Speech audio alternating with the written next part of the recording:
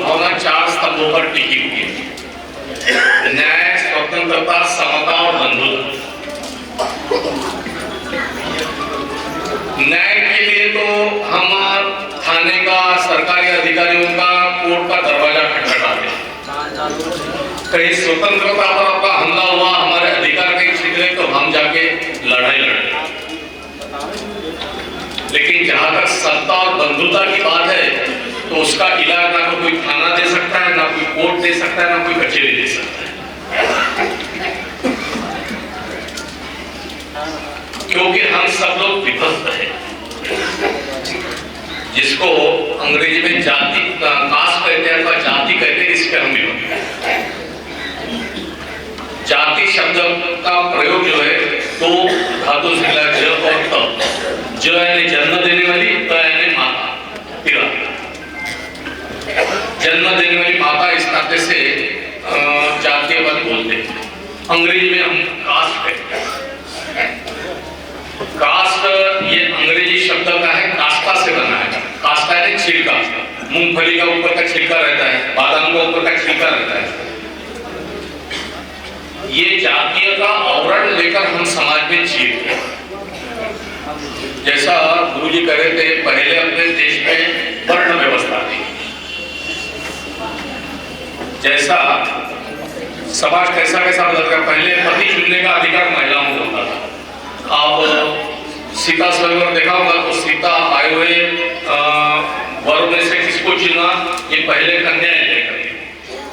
फिर धीरे धीरे समाज की स्थिति ऐसे आई कि एक व्यक्ति अधिक महिलाओं के साथ विवाह कर सकता था। फिर कुरीति आई कि पति चला गया तो सती प्रथा होने की भी प्रथा आई। फिर बीच के कालखंड में बाल विवाह होने लगे। अभी तो सरकार के नियम के मुताबिक एक पति एक पत्नी रहते हैं। ये हमारी पहले लोगों की पहचान व्यक्ति के गोत्र से होती है। वर्ण तो व्यक्ति किस प्रकार का व्यवसाय अंगीकार करता था उसके आधार पर होती थी। अगर कोई पढ़ाई लिखाई का काम करता तो ब्राह्मण कहलाता था। समाज की रक्षा, राज्य की रक्षा करने तो क्षत्रिय कहलाता था। व्यापार उद्योग करता था तो वैश्य कहलाता था। मेहनत का काम करना था तो शूद्र कहलाता था। लेकिन धीरे धीरे समाज के अधपतन के साथ साथ हम व्यक्ति जिस जन्म घर में लेता है उसके आधार पर उसकी जाति बनती गई और जाति के आधार पर अपनी रचना होती है। अभी हमारे समाज में जाति शैक्षणिक नौकरी पाने के लिए या शिक्षा जगत में एडमिशन करने के लिए उसका सरकारी नौकरी लगती है तो उसके प्रमोशन प्राप्त करने के तक सीमित रहेगी। लेकिन आज भी समाज में जातीय संघर्ष, जातीय वैमनस्य और जातीय दूरियां काफी बनी हुई है। अगर अपने शरीर का अपन अगर विचार करें तो अपना दिमाग में जो विचार उत्पन्न होते हैं, हम जो सोचते हैं वो एक प्रकार का ब्राह्मण का कार्यान्वयन करते हैं।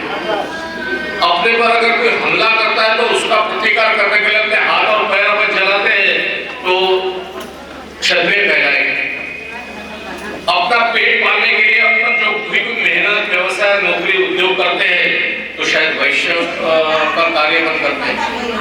और कुछ चीज हासिल करने के लिए कुछ मेहनत करते हैं, व्यापार करते हैं, उद्योग करते हैं, खेती करते हैं तो हाथ पैर हिलाते हैं, दिमाग से काम करते हैं। सारा मिलाकर हम शरीर के अंतर्गत ही शूद्र की भी एक्टिविटी करते हैं। यानी अपना शरीर ही इस प्रकार के चारों वर्णों को लेकर खड़ा है। लेकिन आज हमारे समाज में क्या देखते हैं, जैसा एक परिवार में दो भाइयों की नहीं बनती, एक रहने वाले कुटुंब की बगल वाले रहने वाले कुटुंब से नहीं बनती, तो एक गांव में सब विभक्त है। एक बार कुछ साल पहले मैं बेंगलोर के एक IIM के कार्यक्रम में गया था, तो वहाँ जापान के एक बड़े अच्छे उद्योगपति और एक यूनिवर्सिटी के डीन का भाषण हुआ। बाद में भाषण के बाद प्रश्नोत्तरी हुई तो उसने पूछा कि जापान दुनिया की बड़ी तेजी से उभरती अर्थव्यवस्था है, दुनिया की तीसरे नंबर की ताकत का देश रहा है, हिंदुस्तान की आबादी कितनी है, उस समय वो 108 करोड़ थी, तो कह रहा था 108 करोड़ की आबादी वाला देश, और उस समय जापान की लोक संख्या 15 करोड़ थी। लेकिन हिंदुस्तान और जापान में फर्क क्या है?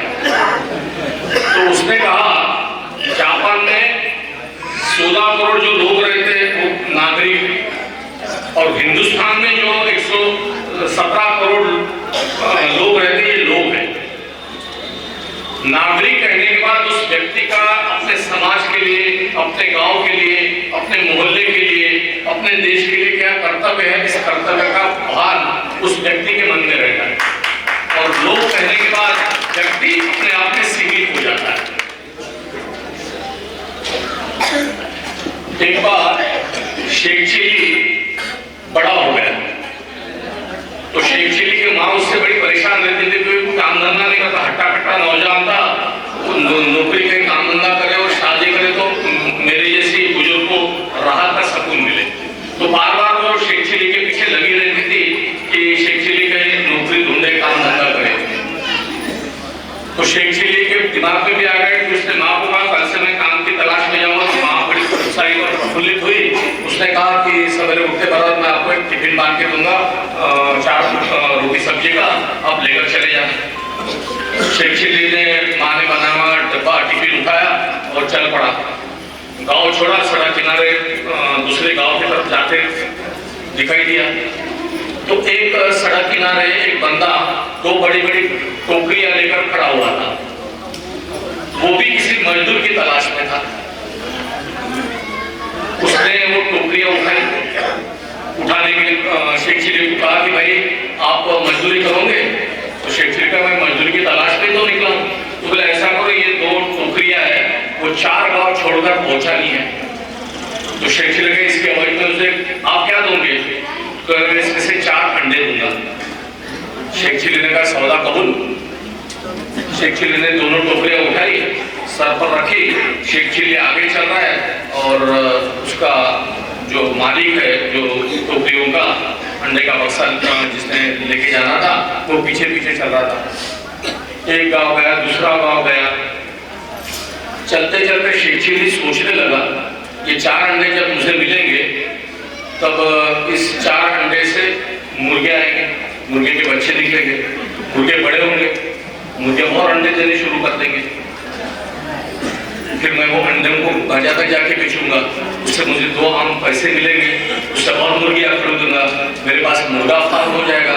मुर्गा फार्म आने से चिकन के लिए भी बेच करूंगा, अंडे से भी मुझे कमाई होती रहेगी, तो पैसे अधिक आएंगे तो मैं बकरियां खरीदूंगा, बकरियों से दूध भी आएगा, बकरियां काटने के लिए भी बाजार में बेचूंगा तो भी मेरी आमदनी बढ़ती जाएगी। धीरे धीरे मैं गाय और बैल भी खरीदूंगा और धीरे धीरे मेरी स्थिति ऐसी होगी कि मैं बड़ा एक आर्थिक समृद्ध व्यक्ति इस तरह से गाँव में मेरी मान्यता हो जाएगी। तो मेरे पास रिश्ते लेकर मेरे माँ के पास लोग आने लगेंगे, तो मेरी शादी हो जाती है। एक दिन मैं खेत से थका भागा जब शाम को घर आता तब मेरी बीवी आके कहने लगी कि भाई हाथ पर धो, खाना खाने अपने बच्चे चिल्लाते आते कि पापा मुझे दूसरे बच्चे ने काफी मारा है। शेख चिली ये सोच रहा था, अचानक एक पत्थर सड़क में आया और पत्थर से उसके पैर में ठोकर न गई, शेख चिली गिर पड़ा। शेख चिली जैसा गिरा वैसे दोनों अंडों के जो टोकरियां उसने सर पे रखी थी वो सारी गिर गई, सारे अंडे तहस तहस हुए, उड़ गए। पीछे उस बक्सों के मालिक ने देखा कि सारे अंडे चकनाचूर हुए, तो उसका दिमाग सरक गया।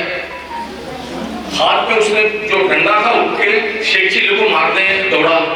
शेख चिली आगे, मक्का उस अंडे का मालिक पीछे, दौड़ते दौड़ते गांव में घुस गए और वो मालिक बड़े जोर जोर से सर पकड़ते हुए, डंडा पटकाते हुए पीछे पीछे आ रहा है, इसने मेरे बड़ा नुकसान किया, मेरे इतने सारे 700 रुपए के अंडे सारे तबाह हो गए। तो शेख चिली पीछे मुंह कर कहने लगा तुझे तो ये अंडे की पकड़ी पड़ी है, मेरा सारा मुर्गा फार्म चला गया, मेरा सारा गोट फार्म चला गया, मेरे सारे बीवी बाल बच्चे चले गए, मेरी सारी कमाई चली गई, तुझे तो ये 700 रुपए की टोकरियों की पड़ी।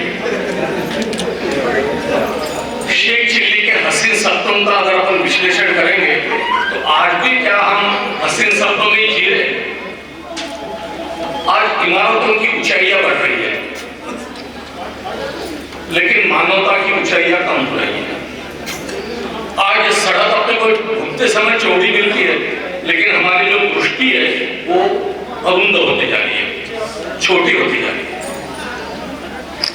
आज अगर हम देखेंगे तो दवाओं के संबंध में दवाइयां अपने आप में पर्याप्त मात्रा में उपलब्ध है, लेकिन हमारे बेसिक आरोग्य में कमी होती जा रही है।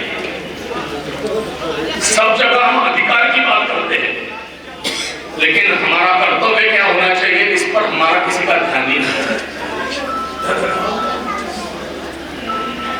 देश के निर्माताओं ने, देश के लिए कुर्बान देने वाले स्वतंत्रता सेनाओं ने, शहीदों ने देश के लिए कुछ न कुछ सपना लेकर अंग्रेजों के पैरियां से उखाड़ दिए।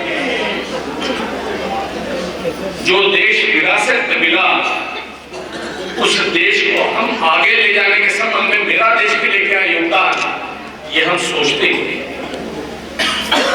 जब हम किसी व्यक्ति को 2 उंगली निर्देशित करके अगर कुछ टीका टिप्पणी करते तो 3 उंगलियां अपने तरफ भी तो आती है। इसका आत्मविश्लेषण हमको भी तो करना है।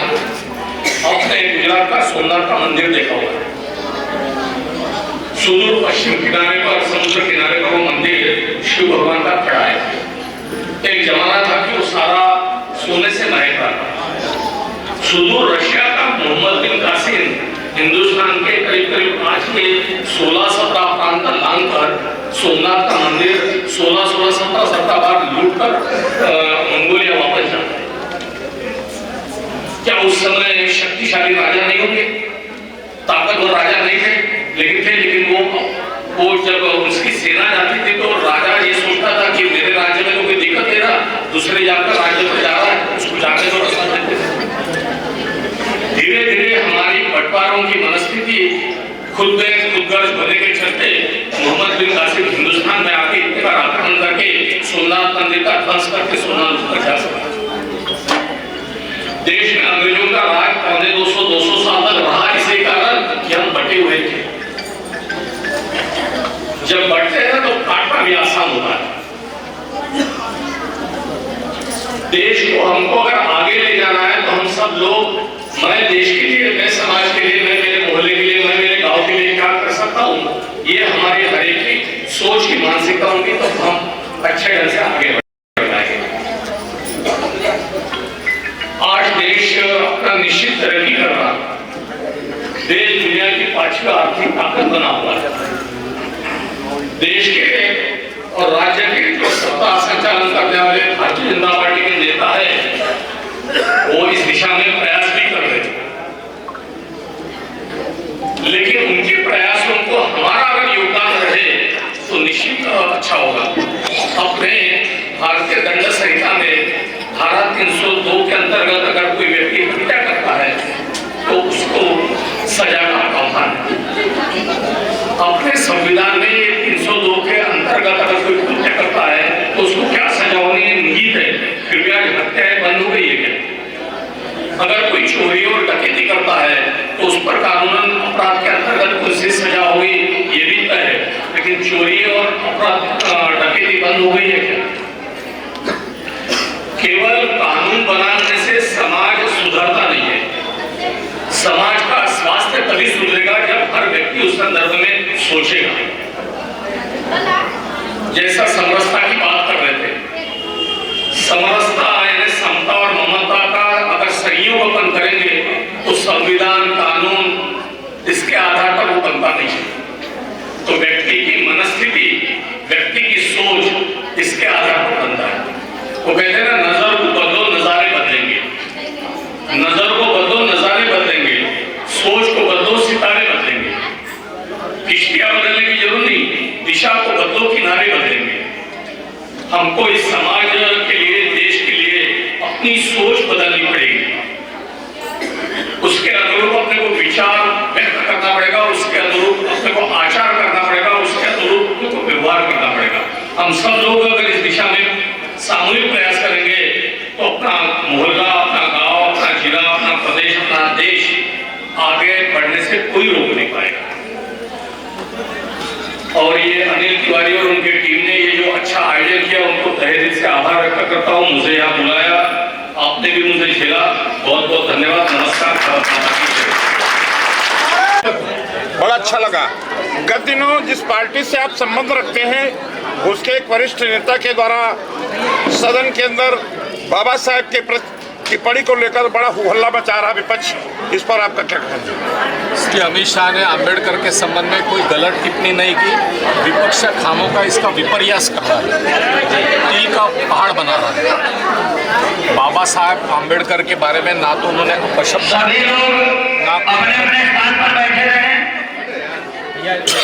ना कोई अपशब्द कहे, ना कोई उसका गलत ढंग से इस्तेमाल बातों में किया है। लेकिन राहुल गांधी खड़गे जी ने सहित सारा विपक्ष खामों का इस संदर्भ में लोगों को गुमराह कर रहा है। आज का जो कार्यक्रम विषय था बटोगे तो कटोगे, विपक्ष का कहना है एक विशेष लोगों को जो सत्ता से विरोध करते हैं, पार्टी के साथ नहीं रहते, उनके प्रति ऐसा नारा बोला जाता है, इस पर क्या कहना है? ये नारा ना तो किसी वर्ग के खिलाफ है, ना किसी मत संप्रदाय के खिलाफ है। सभी को साथ ले चलने की जो भारतीय जनता पार्टी की मनीषा है, सबका साथ, सबका विकास, सबका सहयोग, इसी का ये परिपाक है। धन्यवाद।